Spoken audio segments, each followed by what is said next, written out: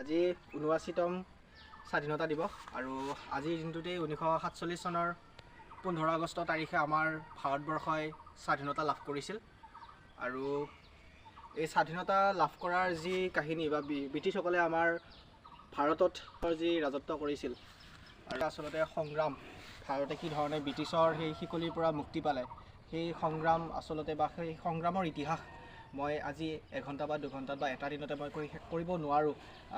ই এক ডাঙৰ মহাকাব্যৰ দৰে এই ইতিহাস। গতিকে এই ক্ষেত্ৰত বিশেষকৈ আমি যদি কওঁ ভাৰতৰ স্বাধীনতা সংগ্ৰামীৰ ক্ষেত্ৰত মহামানৱ মহাত্মা গান্ধীকে আৰম্ভ কৰি আমাৰ অসমীয়া বহু শ্বহীদ আছে।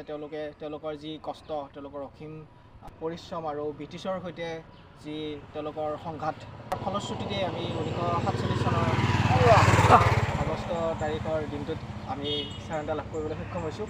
আৰু 1947 চনৰ 15 আগষ্টত স্বাধীনতা লাভ কৰাৰ পাছত 1950 চনৰ 26 জানুৱাৰীত যি গণতন্ত্ৰ দিৱস পালন কৰা হয়, আচলতে সেই দিনটোতেই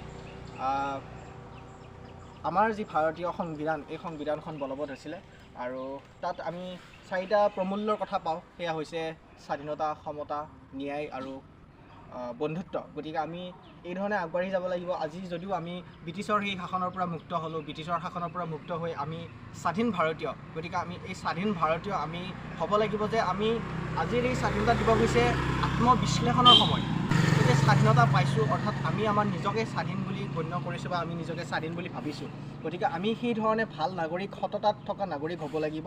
আমি দেশৰ হকে কাম কৰিব লাগিব, দেশপ্ৰেম আমাৰ থাকিব লাগিব। আৰু এই যি আমি আজি ভাৰতৰ ৰাষ্ট্ৰীয় পতাকাৰ তলত থিয় হৈছোঁ আৰু আজিৰ দিনটোতে আমি স্বাধীনতা দিৱস হিচাপে পালন কৰি আহিছোঁ আমি প্ৰতি বছৰে সেই 1947 চনৰ পৰাই। গতিকে আমি এই ঐতিহ্য জীয়াই ৰাখিব লাগিব আৰু আমাৰ যি স্বাধীনতা প্ৰাপ্তিৰ সেই আঁৰত থকা যিবিলাক সংগ্ৰাম, সেই সংগ্ৰামখিনি আমি আমাৰ কৰ্মৰাজিৰে ভৱিষ্যত প্ৰজন্মলৈ যাতে এই স্বাধীনতা দিৱসনো কি বা স্বাধীনতা দিৱসৰ তাৎপৰ্যনো কিয়, প্ৰতি বছৰে কিয় আচলতে স্বাধীনতা দিৱস পালন কৰি অহা হৈছে, প্ৰধান যি তাৎপৰ্য, সেই তাৎপৰ্য বা প্ৰমূল্যটো কি, সেই কথা আমি বুজিব লাগিব। আৰু আমি সদায় ভাৰতৰ স্বাধীনতা সংগ্ৰামীসকলক আমি সুঁৱৰি যাম আৰু তেওঁলোকৰ যি বীৰত্ব বা তেওঁলোকে আমাক যি ব্ৰিটিছৰ শাসনৰ পৰা সেই বন্দিত্বৰ পৰা আমাক ৰক্ষা কৰিলে, সেই শিকলিৰ পৰা আমাক মুক্ত কৰিলে, সেই কথা আমি মনত ৰাখি আমাৰ দেশপ্ৰেমেৰে আমি কৰ্মপটু হৈ আগবাঢ়ি যাব লাগিব।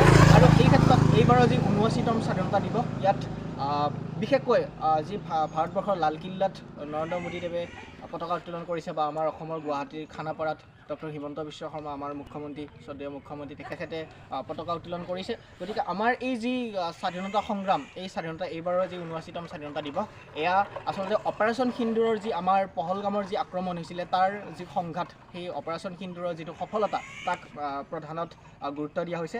সেই কথা আমি সুঁৱৰি যাম আৰু আমাৰ যি সফলতা, এই সফলতাৰে আমি গোটেই বিশ্বতে আমি বিশ্ব মানৱ হিচাপে আৰু প্ৰত্যেকজনে এগৰাকী ভাল নাগৰিক হিচাপে আগবাঢ়ি যাবলৈ আমি যাতে সক্ষম হওঁ, তাৰ বাবে আমি সদায় চেষ্টা অব্যাহত ৰাখিব লাগিব। এইখিনি মোৰ ক'বলগীয়া। ধন্যবাদ।